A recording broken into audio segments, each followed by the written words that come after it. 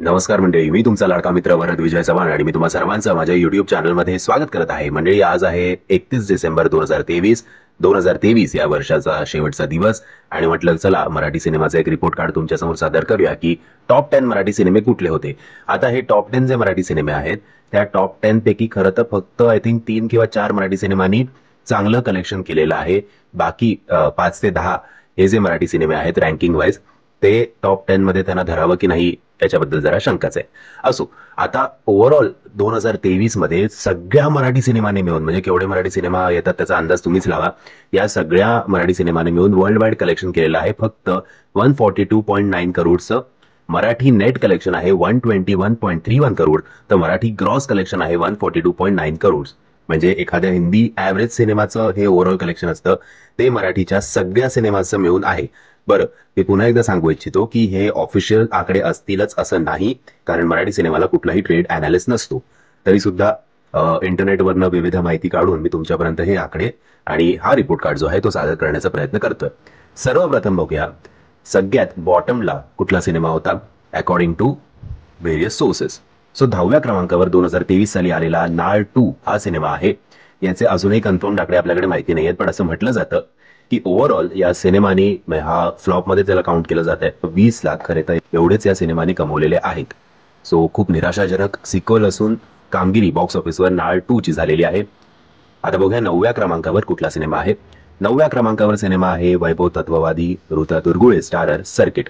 या सिनेमाने पण नाळ 2 इतकीच जवळपास कमाई केली होती. नाळ 2 चे आकडे दाखवत होते की जवळपास 19 लाख एवढी कमाई केलेली आहे, तर सर्किट या सिनेमाने 24 लाख एवढीच कमाई केलेली आहे. 8व्या क्रमांकावर आहे रौंदळ हा सिनेमा. रौंदळ या सिनेमाने नो डाऊट काही काही पट्ट्यांमध्ये तो खूप डॉमिनेट करत होता, हाऊसफुल शोज जात होते, पण बाकी ऑल ओव्हर महाराष्ट्रात तसा थंड रिस्पॉन्स होता. आणि मला पर्सनली आवडलेला हा सिनेमा, जरी रिव्ह्यू माझा ओके होता या सिनेमाच्या बाबतीत, तरी सुद्धा प्रयत्नाच्या बाबतीत या सिनेमाला फुल मार्क्स होते. अकॉर्डिंग टू व्हेरियस साइट्स या सिनेमाने कमवलेले आहेत फक्त 43 लाख रुपये. आता येऊया 7व्या क्रमांकावर. 7व्या क्रमांकावर आहे बॉईज 4 हा सिनेमा. बॉईज 4 या सिनेमाने वर्ल्ड वाईड 2.1 करोड एवढी कमाई केलेली आहे असं म्हटलं जातं. त्यात मराठी नेट याचं कलेक्शन होतं 1.6 करोड आणि ग्रॉस मराठीमध्ये 2.1 करोड. पण तरी सुद्धा एवढी कोटींची कमाई करून सुद्धा हा फ्लॉप मध्येच त्याला काउंट केलं जातं, कारण याचा खर्च जो होता तो जास्त होता. 6व्या क्रमांकावर आहे घर बंदूक बिर्याणी हा सिनेमा. घर बंदूक बिर्याणीनी मला हे आकडे सुद्धा जरा डाऊटफुल वाटतात, कारण माझ्या माहितीनुसार सॅटर्डे संडेलाच घर बंदूक बिर्याणी हा तोंडावर पडला होता सिनेमा. तरी सुद्धा असं म्हटलं जातंय की घर बंदूक बिर्याणीनी या वर्ल्ड वाईड जे कलेक्शन आहे ते केलेलं आहे जवळजवळ 5.5 कोटी एवढं, म्हणजेच 4 करोड 75 लॅक्स. मराठी नेट कलेक्शन 4 करोड 3 लॅक्स आणि Indian gross collection 4 crore 75 lakhs. येऊया 5व्या क्रमांकावर. 5व्या क्रमांकावर आहे महाराष्ट्र शाहीर हा सिनेमा. या सिनेमाचे नो डाऊट ऍव्हरेज होतं बुकिंग, कधी कधी फुल होतं, कधी कधी फास्ट फिलिंग मध्ये होतं, कधी कधी ऍव्हरेज होतं, पण ओव्हरऑल रिस्पॉन्स थंड होता.